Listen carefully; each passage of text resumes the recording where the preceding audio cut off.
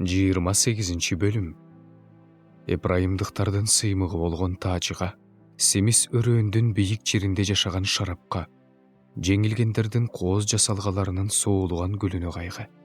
Мына, теңирдин күчтүүсү жана кубаттуусу мөндүрлүү нөшөрдөй, кыйратуучу бороондой, каптап кетүүчү суулардын кирип келген ташкынындай, аны күч менен жерге кулатат. Мас эпрайымдыктардын сыймыгы болгон таажысы тепсендиде калат.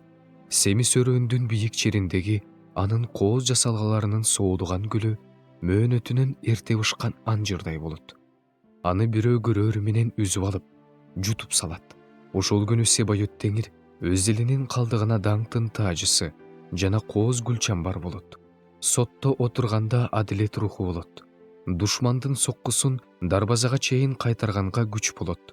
Бирок булар да шарап ичип теңселип жатышат. Күчтүү ичимдик ичип, жолдон адашып жатышат. Ыйык кызмат кылуучу да, пайгамбар да күчтүү ичимдик ичип мүдүрүлүп жатышат. Шарап калдырып, күчтүү ичимдик ичип акылдан адашышты. Көргөн көрүнүштөрү жөнүндө жаңылыш айтып жатышат. Сотто чалынып жатышат. Анткени баардык үстөлдөр жийиркеничтүү кусундуга толгон. Таза жери жок. Бирок алар, ал кимге билим үйрөткүсү бар, кимге пайгамбарчылык менен акыл насаат айткысы бар, эмчек сүтүнөн ажыратылган, энесинин эмчегинен чыгарылган наристелергеби? Анткени осуяттын үстүнө осуят, осуяттын үстүнө осуят, эреже үстүнө эреже, эреже үстүнө эреже. Бул жерден бир аз, ал жерден бир аз деп жатышат. Ошон үчүн бул элге түшүнүксүз сөздөр менен жана бөтөн тилде сүйлөшөт. Аларга мына тынчтык, чарчаганга тынчтык бергиле, мына тынчтануу деп айтышкан. Бирок алар уккусу келген жок. Ошентип, алар үчүн теңирдин сөзү осуяттын үстүнө осуят, осуяттын үстүнө осуят, эреженин үстүнө эреже, эреженин үстүнө эреже. Бул жерден бир аз, ал жерден бир аз болуп калды.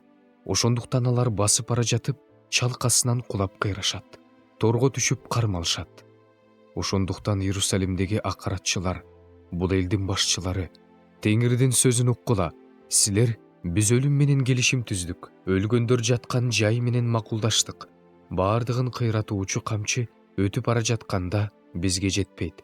Анткени биз жалганды өзүбүзгө башпаана кылып алдык. Алдамчылыкка жашынып алдык дегениңер үчүн теңир мындай дейт. Мына, мен негиз кылып Сионго таш коем. Ал таш сыналган, бурчка куюлуучу, кымбат баалуу, бекем орнотулган таш. Ага ишенген адам уятка калбайт. Сотту өлчөгүч кылып коем, адилеттикти тараза кылып коем. Жалгандын башпаанасын мөндүр талкылайт. Жашынган жайын суу басып калат. Ошондо өлүм менен түзгөн келишимиңер бузулат. Өлгөндөр жаткан жай менен түзгөн келишимиңер ишке ашпайт. Баарын кыйратуучу камчы өтүп бара жатканда, силер тебеленип каласыңар. Ал өткөн сайын силерге жетет. Ал ар бир таңда, күндө, түндө араңардан өтөт. Ал тууралуу айтылган бир эле кабар силердин үрөйүңөрдү учурат. Бутуңарды сунайын десеңер, төшөгүңөр өтө кыска болот. Оронуп жатайын десеңер, жуурканыңар өтө кичинекей болот. Анткени теңир Ператсим тоосуна чыккандай чыгып келет. Гибон өрөөнүндө каардангандай каарданат. Өзүнүн ишин таң каларлык ишин жасайт. Өзүнүн аракетин, укмуштуу аракетин жүзөөгө ашырат. Кишениңер катуу болуп калбаш үчүн акарат кылбагыла. Анткени мен Себайот Кудай теңирден бүт жер жүзүн кырууну чечип койгонун уктум. Кулагыңарды түрүп, менин үнүмдү уккула. Кунт коюп, менин сөздөрүмө кулак салгыла. Жер айдоочу дайыма эле өз жерин айдап, бороз салып, мала тартабы? Жок. Жердин үстүн тегиздегенден кийин ал жапайы буурчак себет, же зире чачат. Буудайды катар-катар кылып, арпаны белгиленген жерге айдайт. Анын жанына кайрак буудай себет. Аны ушундай тартипке Кудай үйрөтүп жатат. Ага Кудай акыл насаат айтып жатат. Анткени жапайы бурчакты тиштүү молу таш менен бастырбайт. Зирени дөңгөлөк менен тебелетпейт. Бирок жапайы буурчакты таяк менен күбөйт. Зирени да таяк менен күбөйт. Эгинди бастырат, бирок жанчпайт. Аны атка чегилген дөңгөлөктүү молу таш менен тебелетет, бирок аны майдалабайт. Бул да Себайот теңирден. Анын чечимдери укмуш, анын акылмандыгы зор.